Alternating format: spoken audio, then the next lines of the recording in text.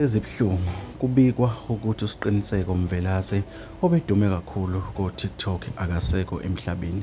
Le mbiko iqhamuka ngomunye wabangani bakhe baka-TikTok odume ngegama lokuthi-ke uSkhova Mhlongo. Lo mlandeli-ke kaMthandeni-ke yena-ke bebekade ememezela-ke lezi ndaba-ke laphana-ke ey'nkundleni zokuxhumana-ke ezwakalisa-ke ukuthi udangele futhi ulimele kakhulu emoyeni. Kuthiwa-ke le sigameko-ke simehlele nje uSiqiniseko-ke sifananise nalesi-ke sicishe sehlela-ke noma-ke esehlela-ke uDubula Mbatha naye-ke owagcina edlulile-ke ngakho-ke ukudutshulwa okufanayo-ke nalokho kwenzeke kuSiqiniseko Mvelase.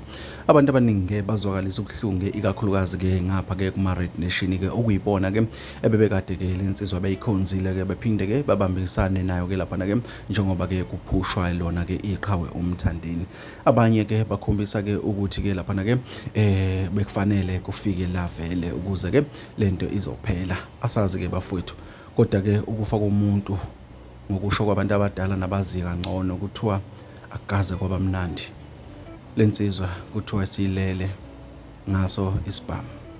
Bafowethu, lezi ndaba angifuni ukuqamba amanga, zibuhlungu kakhulu kuwo wonke umuntu obeyiqonda leya nsizwa, ikakhulukazi kubangani bakhe, njengoba uSkhova Mhlongo ezwakala ukuthi-ke ukhuluma-ke ngesibibithwana kakhulu njengoba-ke le nsizwa beyisondelene naye. Ubika ukuthi uke waxhumana nayo-ke ekuseni baxoxa-ke kumakhalekhukhwini-ke ngokujwayelekile njengoba-ke bebezwana kakhulu-ke laphana-ke sike sababona nakwamanye amavidiyo-ke bebonakala-ke bendawonye laphana-ke be-celebrate bezijabulele-ke ngey'ndaba zabo ezimnandi bebesuke-ke beziselebrethela zona.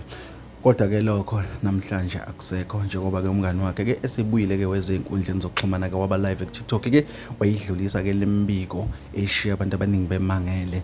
Le nto ithuse abantu abaningi kakhulu ngoba le nsizwa liyaziwa iqhaza belibambile ku-TikTok, ikhuluma ngomaskandi, yagqamisa le nto ka-online. Mningi imisebenzi esingayibala ayenzile endimeni-ke kamaskandi engeyena umculi, engumlandeli. Bafowethu, sithi-ke le nsizwa ayilale ngokuthula, akwehli kungehlile, dude emndenini nasebanganini nasey'hlotsheni. Bafowethu, bathi iyona ndlela yethu sonke le. Bafowethu, ngicela sidibane nje kwezinye.